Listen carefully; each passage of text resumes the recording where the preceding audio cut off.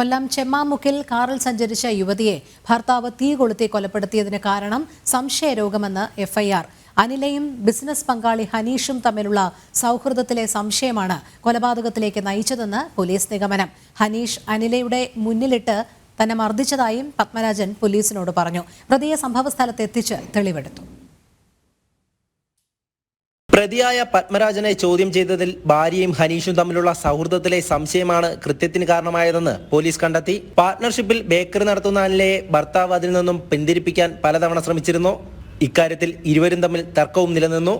Bakery പങ്കാളിയായ ഹനീഷ് അനിലയുടെ മുന്നിലിട്ട് പത്മരാജനെ മർദ്ദിച്ചതായും ചോദ്യം ചെയ്യലിൽ പ്രതി പറഞ്ഞു. അനിലയുടെയും ഹനീഷിന്റെയും സൗഹൃദം പത്മരാജനിൽ സംശയമുണ്ടാക്കി. ഇരുവരെയും കൊല്ലാനായിരുന്നു പദ്ധതി.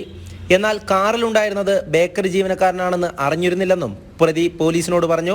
കഴിഞ്ഞ ദിവസം രാത്രി ചെമ്മാമുക്കിലെ റോഡിലാണ് അനില സഞ്ചരിച്ചിരുന്ന കാറിനെ തടഞ്ഞു നിർത്തി ഭർത്താവ് പെട്രോൾ ഒഴിച്ച് തീ കൊളുത്തിയത്. ഒമിനി വാൻ ചേർത്ത് നിർത്തി തടഞ്ഞായിരുന്നു ആക്രമണം. ഇതിനായി പമ്പിൽ നിന്ന് വാങ്ങിയ പെട്രോൾ പത്മരാജൻ പാത്രത്തിൽ കരുതിയിരുന്നു. അനില സംഭവ സ്ഥലത്ത് വെച്ച് തന്നെ മരിച്ചു. പൊള്ളലേറ്റ ബേക്കറി ജീവനക്കാരനായ യുവാവ് ചികിത്സയിലാണ്. പ്രതിയുടെ അറസ്റ്റ് രേഖപ്പെടുത്തിയ പോലീസ് തുടർ നടപടികളിലേക്ക് കടന്നു. സംഭവ സ്ഥലത്ത് ഫോറൻസിക് സംഘം പരിശോധന നടത്തി. ജനം, കൊല്ലം.